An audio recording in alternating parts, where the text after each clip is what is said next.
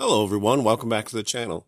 Today we're taking a look at a action figure made by Mego, and this figure is 14 inches tall, which is unlike most of the standard size Mego action figures that I have in my collection. I only have a handful of these 14-inch size figures, mainly because they're very large and they take up a lot of room, and yeah, it's not the kind of scale that I normally collect. But this one went on sale on Target's website, and this was the version in the sort of all black and yellow outfit. Very much kind of looking like the version of Batman that was depicted in Tim Burton's Batman. So I really like the look of it. And I can show you what the packaging looks like. As you can see, it's very sizable in terms of how large this action figure is. On the side of the package, you can see a picture of the sort of cartoony Batman and a 14-inch action figure, 14 points of articulation. Same picture on the back, and sort of a abstract cityscape.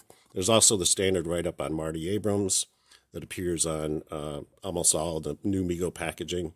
And credit given to various contributors down here. Consultant, sculptor, and seamstress are credited, just like on other Mego packaging.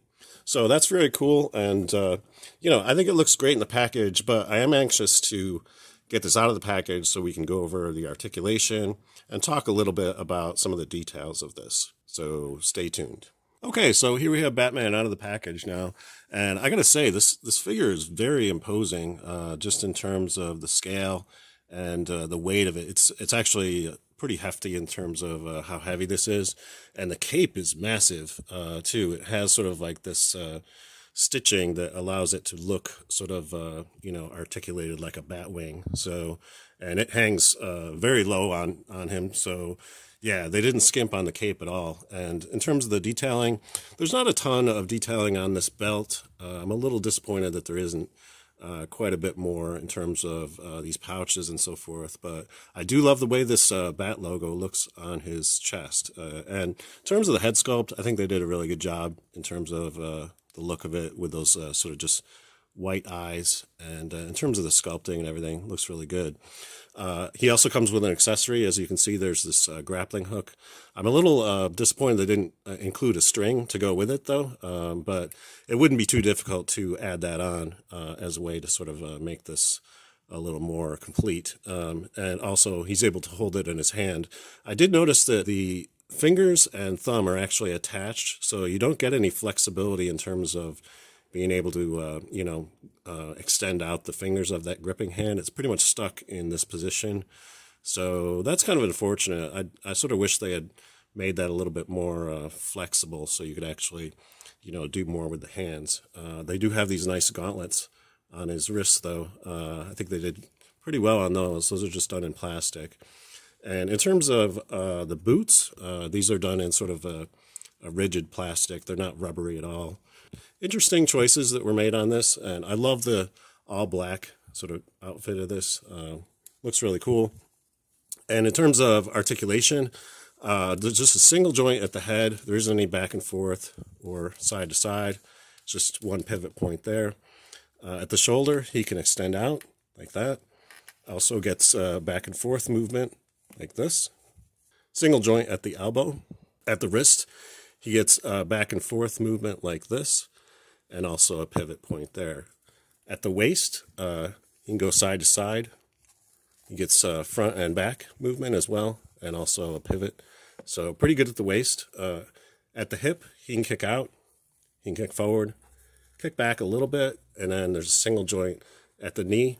Doesn't seem to be there's any rotation at the thigh, though. So sort of limited articulation on the leg. Removing the boot, you can see there is articulation at the ankle as well, just back and forth. So there is no rotation there.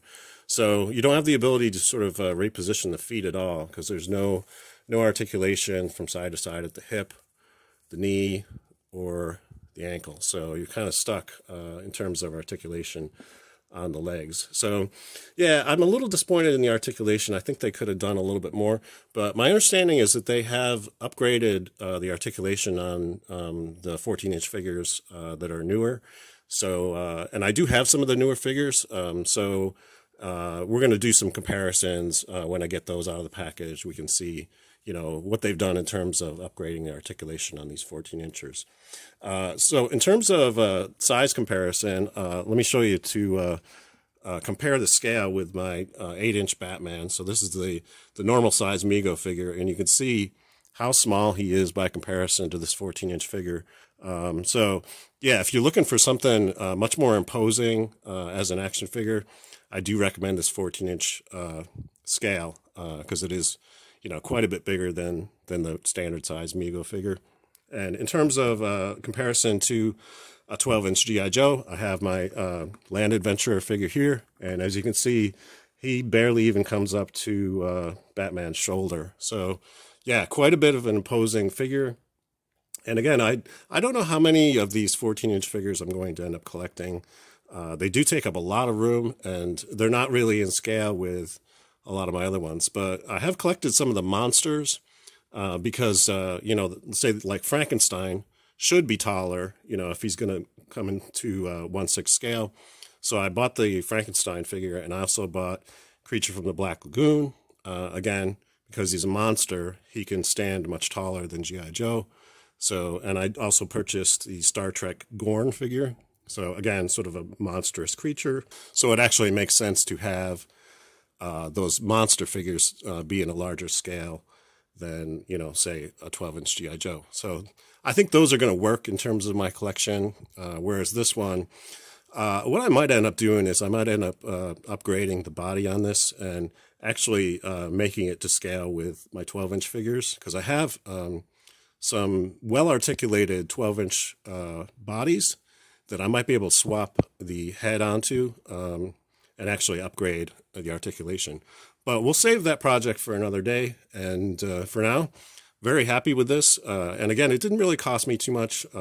At the time when I bought this from Target, it was on sale. So I think I only ended up paying, I don't know, it was less than $20. So well worth every penny because I think it just looks fantastic.